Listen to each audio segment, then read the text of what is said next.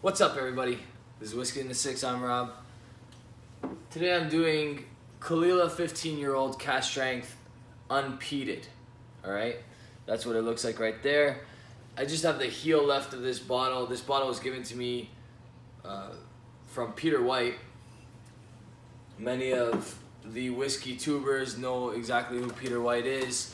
He comments on many of the videos, and he's definitely always putting himself in the conversation, which is great because he's very knowledgeable. All right, the unpeated versions that Caol Ila released, this started around 2014. Prior to that, they only used their unpeated whiskeys for blends. Diageo allowed Caol Ila to release a series of unpeated. So there's a 15, a 17, and 18. All right. I've only had the opportunity to try this 15, which is bottled in 2014. It was barreled in 1998. All right. So I'm gonna taste it, nose it, and give it a mark. But if some of you have watched the live that I did with the Malted Man Cave, I had an opportunity to try this blind. I didn't know what I was tasting. He arranged for me to try it blind, and I loved it. All right, it was incredible. I liked it before that. I really enjoyed it. I grew an even larger appreciation for it because of how good it actually is. I have my signed Scotch Test dummy coin.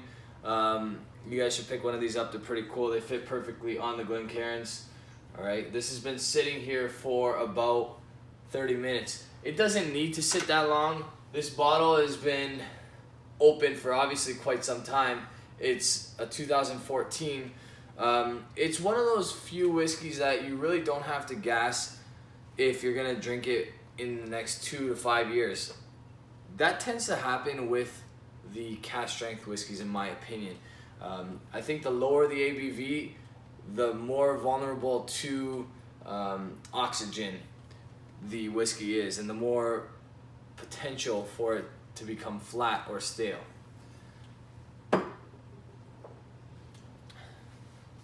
On the nose. So, this is interesting because it's first fill bourbon casks. There's a saltiness though, which is really cool. That briny note, because Caol Ila is an Islay Scotch, it's got that typical Islay briny note.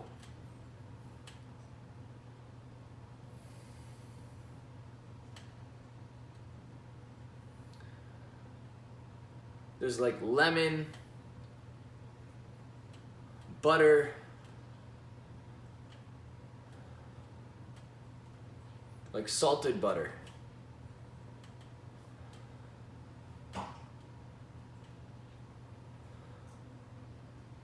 You can tell it's a cask strength whiskey. But what's really interesting, so there's some nice legs on this. What's really interesting is when I was tasting it that day, I didn't know for sure that this was cask strength. I was kind of confused by it, and I was picking up a lot of peat. Now, I did try a Springbank 12-year-old prior to trying this, and maybe tasting the peat from the Springbank 12-year-old in combination with the saltiness of this dram, that's probably where I was getting that peat sensation, I guess you can say.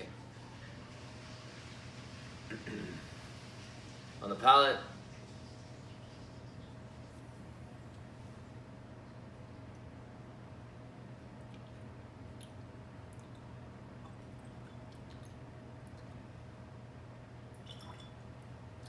so this takes water pretty well, but believe it or not, you can actually drink this straight and not have to worry too much. The only thing you'll have to worry about is your liver, but other than that, your palate can handle it. It's a beautiful whiskey. The oak really comes in as a coffee note. There's vanilla, there's a bit of lemon, like a dark chocolate note as well, which is interesting because I always associate coffee and chocolate, especially dark chocolate, with sherry casks. But I think ultimately all that is the cask itself. And these are quality casks, and that's probably why I'm picking that up.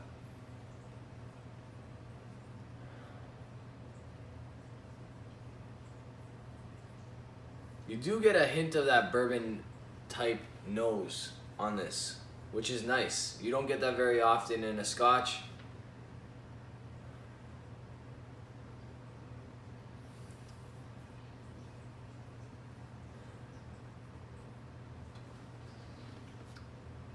With water, it hasn't changed too much.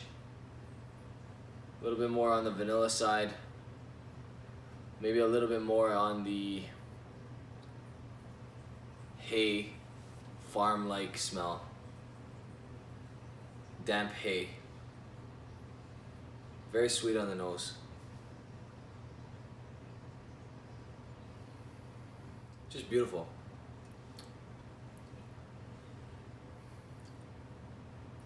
Get that briny note on the palate as well. It's got a nice viscosity to it. It's definitely unchill filtered. It doesn't say anywhere on the box or bottle whether it's no added color or not. I'm gonna say that it's probably not added color. They're limited releases, and it's ex-bourbon, and that's pretty light. But like I said, it doesn't say anywhere on the box or bottle.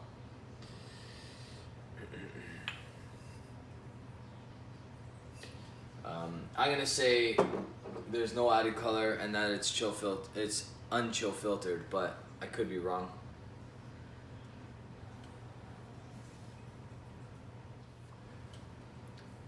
I'm loving the quality of the spirit with this one.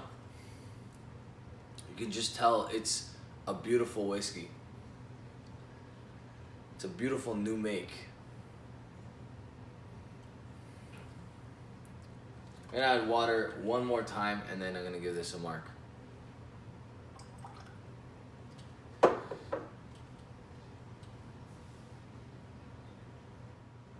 Now it's coming in a little fruitier.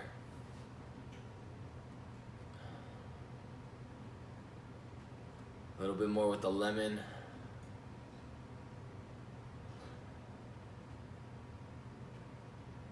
Maybe a little bit of apricot as well. I've been getting apricot. I don't know if that's just looking for it now. I don't know, but I've been getting that nose lately. Vanilla for sure.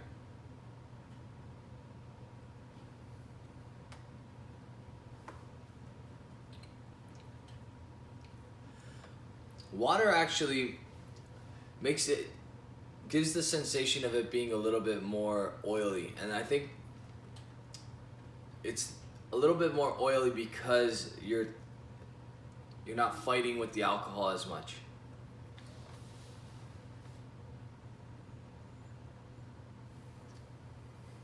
I love that coffee note. It's a little surprising to me that it's coming through so strongly, but so there's just really nice oak flavors coming out of this one, in my opinion. A lot of people don't like that flavor of oak, but in this case, I actually am really enjoying it.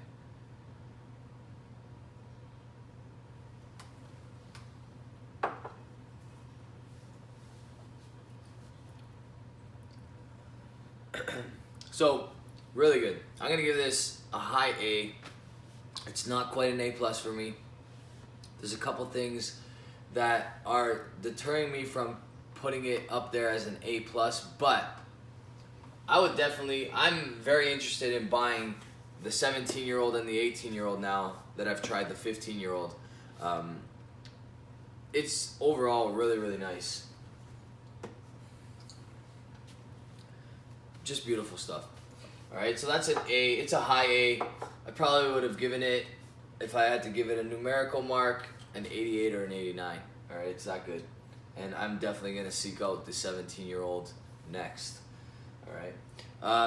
I want to say thank you to you guys. I recently hit 3,000 subs. I think it was on Tuesday night, the night that I went live with Keith from the Malted Man Cave.